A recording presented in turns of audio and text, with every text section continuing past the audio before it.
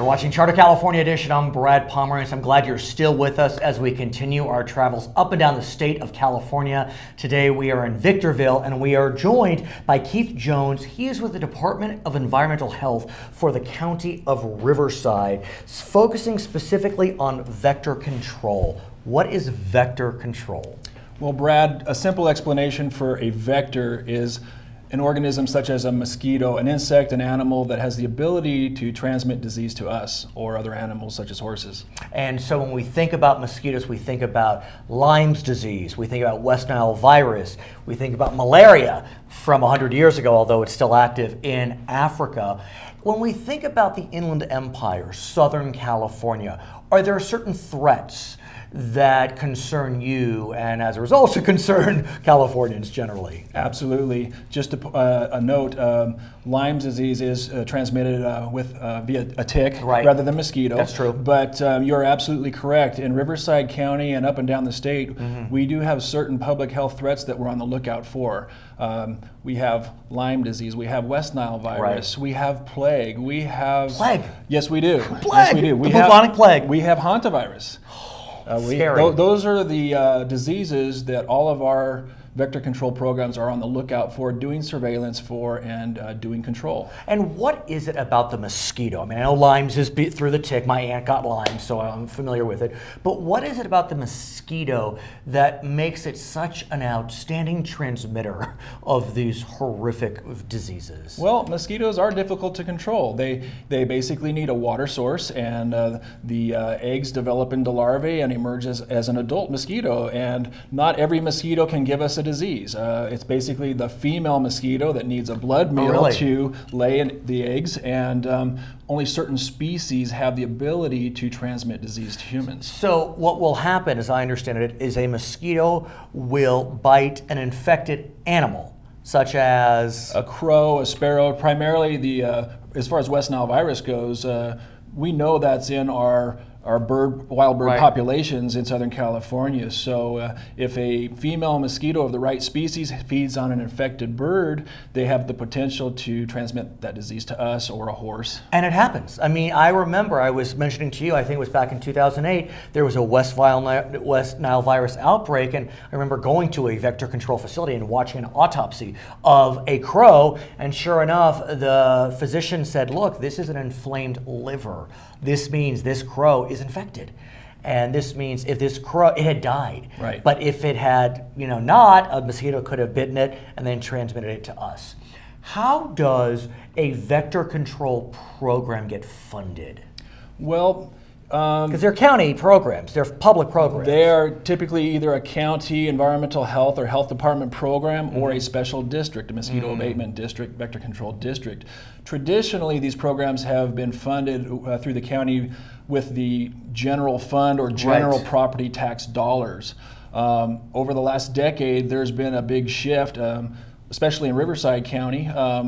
A lot of those general property tax dollars are needed to keep sheriff deputies on the streets, keep fire stations open, and put criminals behind bars. So we know those are very important core government services, and we respect that. But it puts the lower visibility public health and safety programs like vector control in a challenge to find alternative sources of funding, and this is what we're trying to do in Riverside County. It's pretty much been done up and down the state, so we can't claim to be an innovator with this measure. But that may be good, that you're not breaking ground on seeking a new funding source. So let's talk about how a control program can do that. What are the options? Okay, well, thankfully, our Board of Supervisors has allowed us to work with a consulting team, and they are educating us on this process. We really couldn't do it on our own. Of course. So they have basically done a survey within our service area, and based on the survey results, they've given us direction on the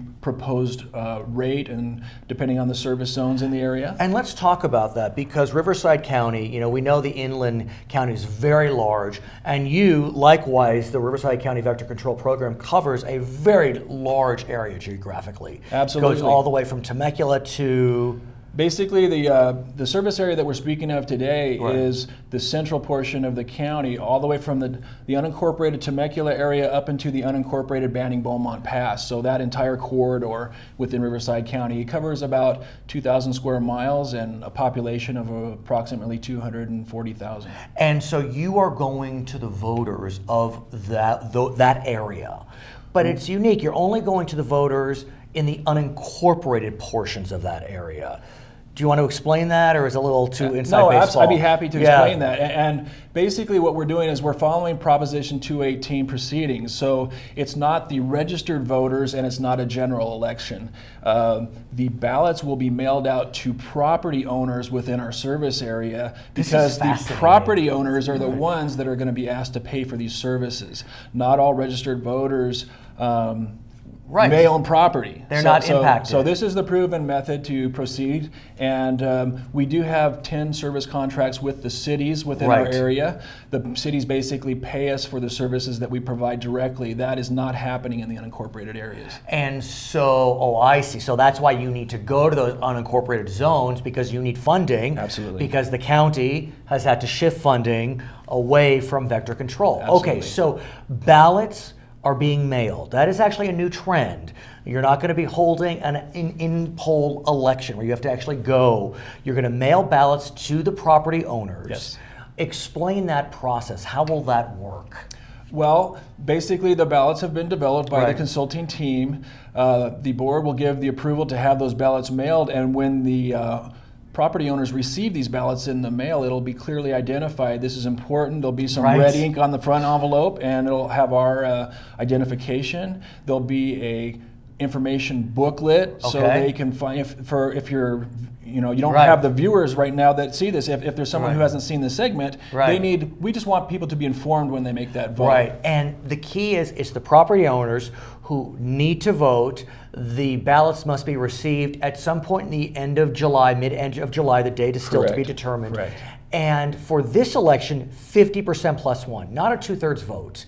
I guess that's pursuant to Prop 218? That's correct, yes. And there's an independent tabulator that will receive these ballots. They won't be counted up by myself or my department or the county. Right, that's it. So it's not the county. It's a absolutely. completely separate election that's done independently. Right. So look, I mean, when you talk about voter turnout, voter turnout has been dropping, let's say, dramatically. Sure. I have to think it's going to be a challenge to get voters to recognize and realize that this is an election that's happening. It's through the mail. And it's important. I mean, look, we don't have malaria outbreaks. True. We don't have Lyme's disease like they have in Connecticut or Northern California, which is where my aunt. Yeah, that's where my aunt caught it. So these issues aren't on top of mind. But tomorrow, we could have a West Nile virus outbreak, and West Nile virus. I mean, you lose kids, you lose the elderly. I mean, it's scary. Right, and we know that West Nile virus is our primary concern, and it has been for the last decade here in Southern California, but we've also heard of some emerging diseases and the species of mosquitoes that have the potential to transmit dengue fever, chikungunya. Those mosquitoes are here. Come on. They just haven't been proven to transmit those diseases locally.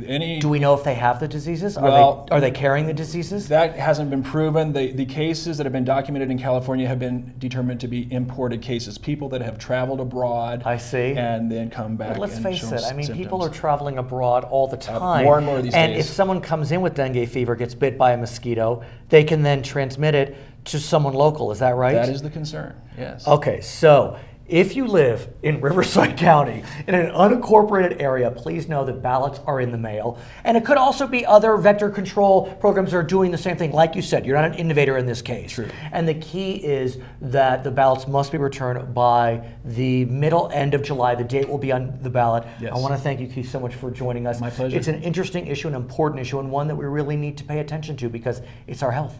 It's our health. His name is Keith Jones. He is with the Riverside County Environmental Health Department. My name is Brad Pomerantz. In Victorville, it's California Edition.